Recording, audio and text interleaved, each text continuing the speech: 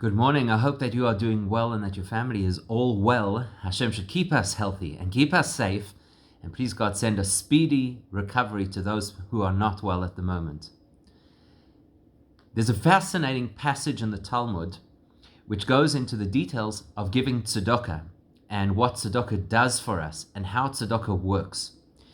And you would expect that if the Talmud wants to speak about tzedokah, you would expect that it would talk in a context of the Jewish community.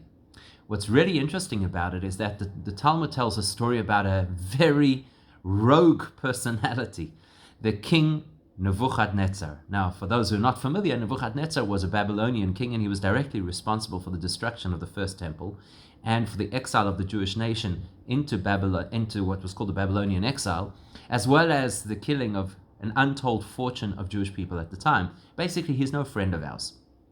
And Nebuchadnezzar has this very disturbing dream, and he's worried about what's going to happen to him because it indicates that he would basically fall to pieces. Ironically, he had a Jewish advisor, none other than the prophet Daniel. So he calls Daniel and he says, "This is what happened, and I'm really concerned about it." And Daniel says to him that you deserve it. You've sinned, you've done terrible things, you deserve this horrible punishment, and you're going to be tortured. It's going to happen. But what you can do is that if you give tzedokah, it will mitigate, it will lessen the intensity of what you go through, and it will delay the outcome. It will delay it. And that's what's interesting about it, is that the Talmud tells us that this absolute villain, Nebuchadnezzar, who was a terrible man, who deserved everything that was coming to him, followed the advice of Daniel, and he gave tzedakah over a period of time, and he delayed this terrible prophecy, this prediction of what was going to happen to him for a full year. Now that's a bad guy. That's a person who doesn't deserve Hashem's brachas. And obviously the Talmud is driving home a message that for those of us who clearly are not villains, and we have difficulties in our lives because Hashem, for whatever reason, has chosen that we should go through difficult periods, if He was able to delay the effects and to reduce the effects by giving tzedakah, how much more so can we?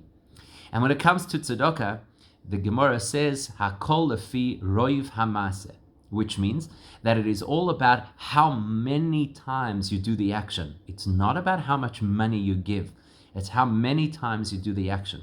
And that's why we have this concept of consistently, during the course of the day, finding opportunity to give and to give and to give again, even if it's in small denominations, because that's what gives us this, almost this spiritual cocoon, this protection around us, which I think we all need right now. I think we'll all acknowledge that at the moment we'll do whatever we can to create protection around ourselves and around our families. So here's a tried and tested old Jewish way of protecting ourselves, which is roiv hamaaseh, a lot of action. Again, it's not about how much tzedakah we give, but it's about giving on a consistent basis. And particularly if we can join together and collaborate and create the system that we spoke about yesterday, which is to have shifts where people take on certain times of the day. So collaboratively, we're giving tzedakah throughout the whole day. Please God, that will bring us this protective aura and keep us all safe and healthy in the surge that's going on in our country right now of the COVID epidemic.